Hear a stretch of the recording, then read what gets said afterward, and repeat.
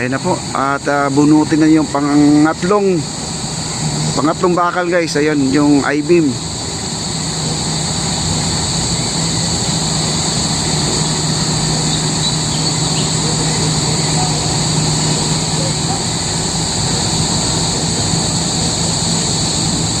Ang pangalan doon ng kable na yan ay cable wire, no? 2.0. Ayan.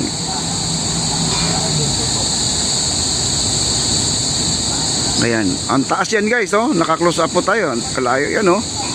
Ang taas yan, pero walang kakaba-kaba. Ayan, bubunutin na po nila yan.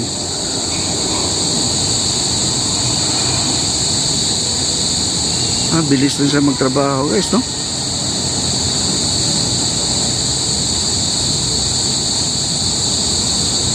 Kailangan dito yung kamay mo hindi clumsy, no? Mamaya tagtanggal ka ng tornilyo doon na malaki, nahulog mo sa tubig, adihin mo na makuha yun.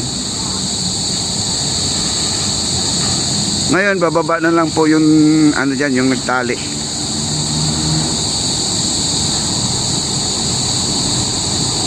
Ayan, bumaba na siya. Ayan, baba po siya doon. Bago nila bubunutin.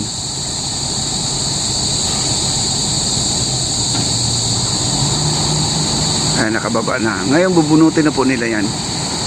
Iangat nila yung malaking tubo na yan, yung bakal na yan, oh.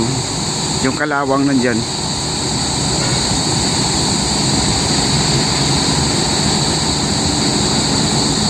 Ayan, umangat na guys.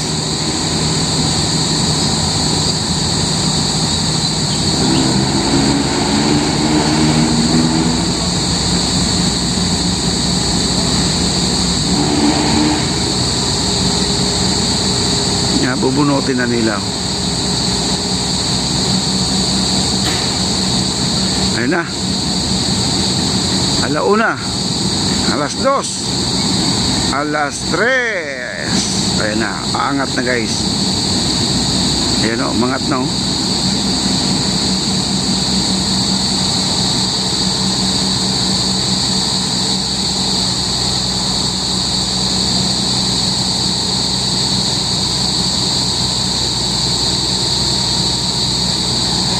Okay, like, share, like, and comment na po tayo guys sa mga hindi pa nakapag-likes. Saan kayo nila ilalagay yan, no?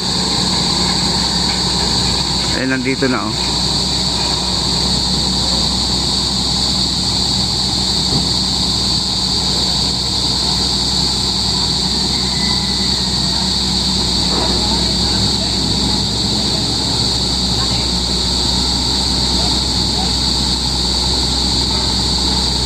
Ayan, dyan na po nila itutusok pala yun, oh.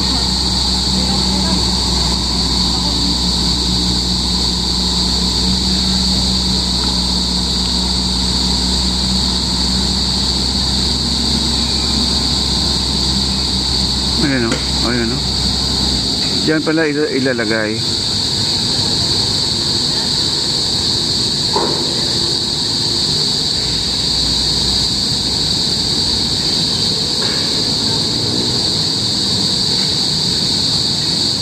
Yan, ididikit pa nila, ididikit pa.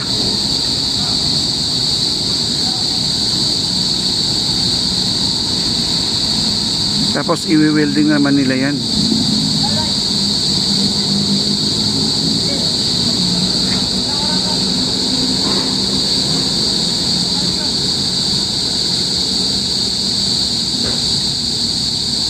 Ayan yung bakal na yung hawak-hawak niya. Yun po ang magiging guide, no? I-kwadrado nila yan. Kumbaga yung I-beam na nakabuhat ngayon, yun po ang i-corner nila, no? Para naman ay pag ipapalo na diretso yan, ay hindi talaga siya kakawing, no? Hindi siya tatabingi. Ayan, no? Ayan, no? Yung mga bakal na 16 yata yan guys. Dalawang welding machine ang ginamit. Magkabilaan po ang welding. Kaya mabilisan po talaga ang pagkabit nito guys, kasi di pwedeng matagal. Bakit? Baka abutan sila ng ulan. Ayan po, no? At sana po yung dito, yung nagpapagawa pala nito guys, kasi ang ating bossing Si Bossing talaga namumblema pagdating ng Sabaduhan guys, dahil siyempre pasahod no, sa mga tao. Sana po ay may pera daw silang madudukot sa bulsa nila, sana daw ay mabayaran na po daw sila, no? Umaaray na rin siya mga kaibigan, no? Pero grabe, saan ka makakita ng kontraktor na ganyan, na talagang laking pera po ang nilalabas, pero grabe, no? Yun ang sinasabi na nila, mamuhunan ka talaga ng malaki para malaki din ang makukuha kung nasa tama po ang pagbibigay, no? Yung pagbayad. Ang sabi nga ng ating kontraktor, matagal na raw sila hindi pa nabayaran, kaya pa kumakamot yan sa ulo pagdating ng Sabaduhan, dahil sahuran ay siyempre maghanap siya ng pera para sa pampasahod. Iyan nga ang sabi nga sa akin, no? Mahirap yung magpapatrabaho ka na walang budget. Yun ang mahirap, no? Totoo naman talaga, no? Ayan guys, at kinukumpunin na po nila guys, kasi papalo ngayon dyan sa ilalim. Papalo yan, no?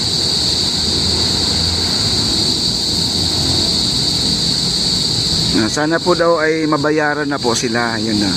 Kasi kaya ko nasabi yan guys, kasi nakakausap natin minsan Ang mahirap dito guys, mamaya biglan lang iwanan to, di sayang naman, mabilis pa naman sila magtrabaho. Makita nyo naman yung maestrahan sa Fort Santiago, ang trabaho nila, no? 3 months lang ginawa nila, no? At yun ang sabi nga niya, na wala namang problema pagdating sa trabaho, basta meron lang may kaliwaan yung bayad. Kasi buti nga ito, hindi ko lang alam kung basta may pera lang siguro yung yung kontraktor natin. Hindi naman milyonaryo siguro yan, no? Ang milyonaryo na rin, kasi ang sabi na nila, pag ikaw ay may 1 milyon, ay milyonaryo ka na, no? Milyonaryo ang ating Bossing. Pero napakabuti guys, napakabait ng kanilang amo dito, dahil hindi po niya pinabayaan itong mga trabahador niya. Talagang siya, maalaga po. May mga kontraktor kasi na parang basta trabaho lang kayo dyan, kasi ang importante pinapasahuran ko kayo, no? Ito kakaiba ang kanilang amo, napakabait. Kaya hanggat maaari na sana daw ay mabayaran man lang sila, no? Baka sabihin mo, kahit konti mabayaran, ha? Baka sabihin naman ni boss, uy, wag naman konti, buuhin mo niya, no? Buuhin nyo na pagbayad. Kaya lang, sa sobrang bait lang talaga ng amo natin, yun po ang nanginayang po kasi ako. Baka naman biglang lisanin tong ating project guys, yun po ang iniisip ko. Baka biglang lisanin tong project na to, sayang naman. Mabilis sila magtrabaho, at sakita nyo naman yung gamit nila, no? Kasi yung mga ganyang klaseng amo guys, ganyang klaseng kontraktor na basta kompleto lang sa bayad, hindi po nila paghihinayangan yung trabaho na yan. Talagang todo trabaho talaga, kailangan hindi sila aalis hanggat di matapos yung project na yan. At saka meron silang target, no? Meron silang target sa mga project nila. Pag sinabing 3 months matapos yan, 3 months talaga tapos yan. Kasi may nakita kasi akong mga project na nakalagay, no? Nandun yung prescription, ginastos, perang ginastos, nandun at ang sinong engineer, sinong company.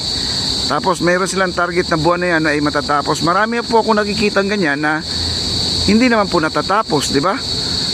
Kagaya yung mga kalsada doon sa probinsya, may target pa sila pero lubak-lubak pa rin, no?